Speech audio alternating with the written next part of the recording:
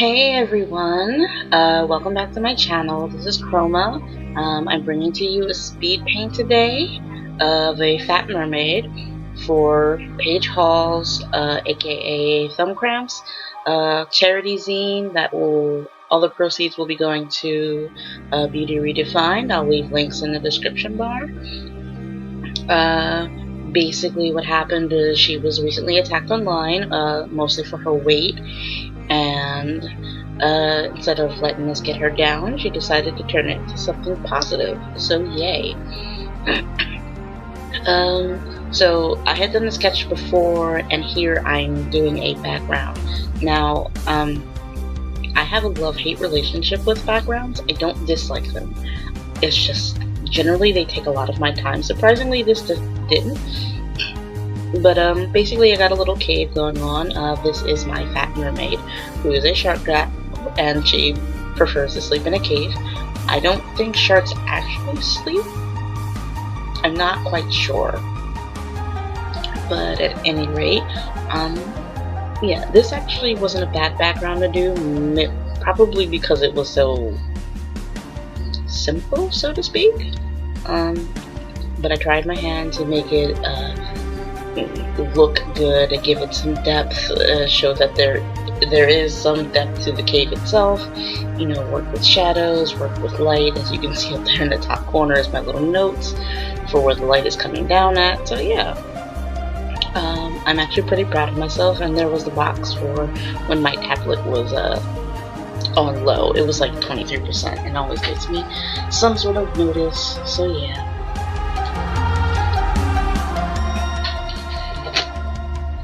Yeah, look at that cave.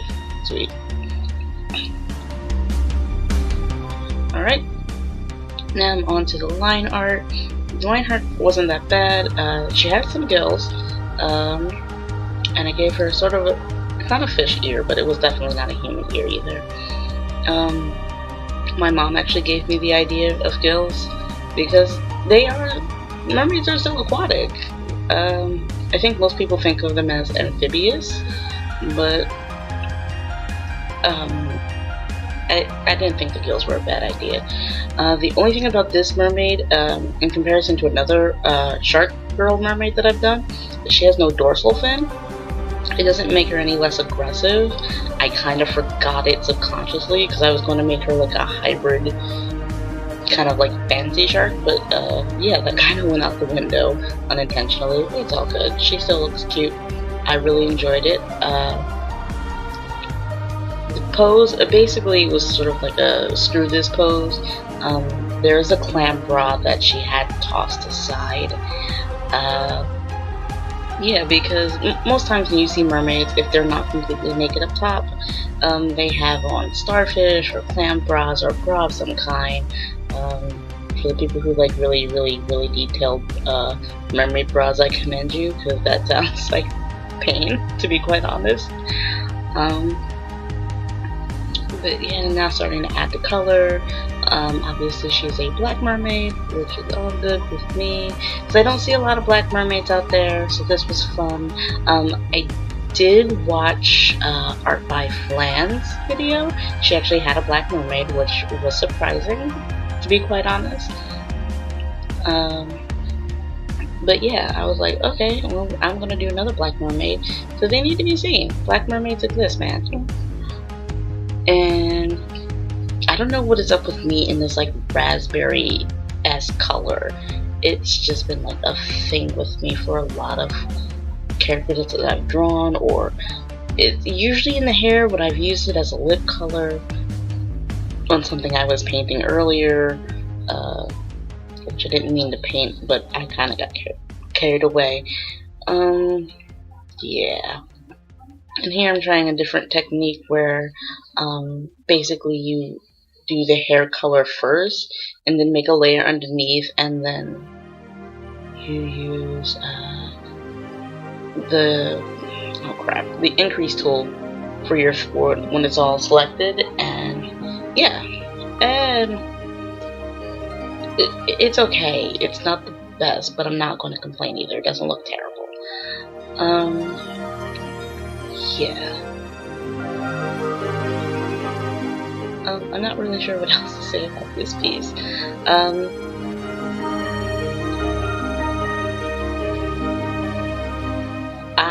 Okay, well, I'll say this. I'm not the type of person who does like shadows first. Mostly because I can't see them that well. I don't know how the colors will turn out. So basically here I just had an overlay for her specifically. Like she had a whole folder to herself, just so I didn't have to sort of waste time trying to color every part of her in with a specific color of green, which is actually the same green in the background.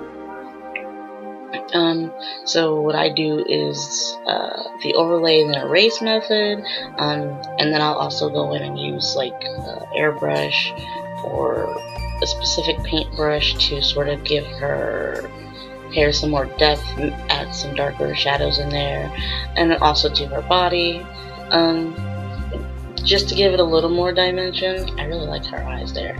I know sharks don't have yellow eyes, but it's a mermaid. She can have whatever she wants. So yeah, I did give her some hint at scales. I don't think sharks necessarily have scales. I'm not sure. They feel. The last time I felt one was when I was a kid, and it felt pretty smooth, and that was at the aquarium. But yeah, I did give her some scales. This is me playing around with some lighting. I went back in and had like merged her tail and her skin layer and sort of like blended them together, so it was like continuous instead of just like stark between a stark line between her tail and her skin. Here's me playing around with fin colors. Oh look, there you can see the color skin. I don't know why I made them a different color. I mean, it doesn't look bad, but it was just sort of odd. I had originally wanted them to be kind of shimmery, but that didn't happen. Didn't happen at all. But it's okay. I'm still really, really pleased with how this came out in its entirety. And I think I realized my mistake. I should have... them scales should have been like below that layer, but they weren't. Oops. Oh, and here's where I'm doing the clam bra. I done goofed big because the sketch layer for the clam bra had somehow merged with her skin and tail layer. A smart person. So, I mean, it's fixed, but it was still like, what happened? I didn't realize it at the time, and it was just kind of sucky, but you know, whatever. It's fixed. The bra looks good. It was just sort of like a quick bra because you weren't really going to see it that much, and you'll see that when I get to like later in the video. Here's me trying to add some light to the surface of the water, because techniques I learned on Tumblr.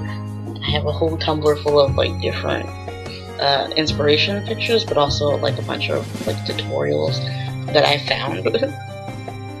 Here's me adding more background. I decided to add some caves in the back, or not caves, but like clips almost. I just wanted to add something else to the background, just instead of having just the one cave. I felt like that was kind of boring, and it wouldn't make too much sense. So I added another structure. It's probably part of the structure, or part of the cave structure itself, with something to give interest to the background. And there's also some other sharks in the background. They're like actual sharks. So yeah, there's that. I had a lot of fun doing them. That one in the front there was a little difficult. Like, it took me a minute to get him to look proper. So we're about to get to the Photoshop part. Yep. And this is where I'm starting to blur things out. Gaussian blur is like lifesaver. Here I'm playing with the levels a bit and the curvature. I actually like that I learned how to do this properly. Thank you, graphic design too. I have tons of like different brushes, which saved me some time from making things like bubbles. I did fiddle around with the bubbles a lot in the front there, So I wanted to add something. I know they probably wouldn't be that severe in terms of a bra, but it was whatever. I had fun. And then I added the blurs. Blurs for days, motion blurs. I added a motion blur to her tail because I wanted to signify that she was still kind of moving, but not quite. Some motion blur to the sharks there. So yeah, we're coming up on the end of this image. I hope you all enjoyed. I'm adding some rays here, trying to give it some different kind of look. Yeah. But no, I hope you all enjoyed. I hope you guys will check out the zine when it is compiled and out. Questions and comments in the comments section below. If you guys want more narrative tutorial or videos, let me know, and I'll check you guys later. Bye!